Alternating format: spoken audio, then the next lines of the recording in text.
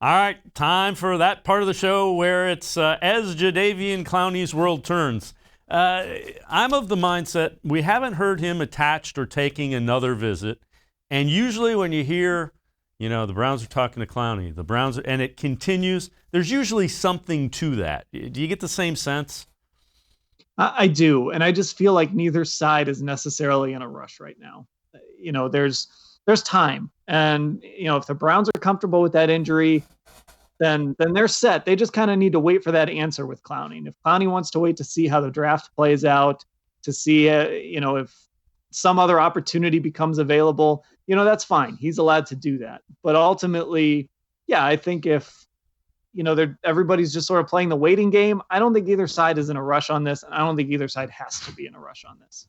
Do you think it's necessarily a good, bad, or indifferent thing that we haven't heard his name attached to another visit even? The only team he's visited with is the Browns, and if he had visited another building, we'd have heard about it.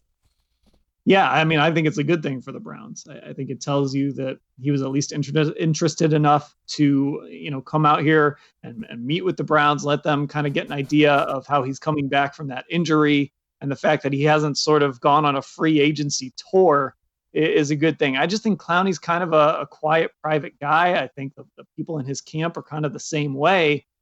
And like I said, I just don't think either side is in a rush, and they don't necessarily have to be, because the Browns can do what they need to do with or without Clowney. They can still draft a guy. They can still, go in with thinking Tack McKinley could be the starter over there. I don't think Clowney necessarily changes their options there. He just makes them better on top of whatever they do.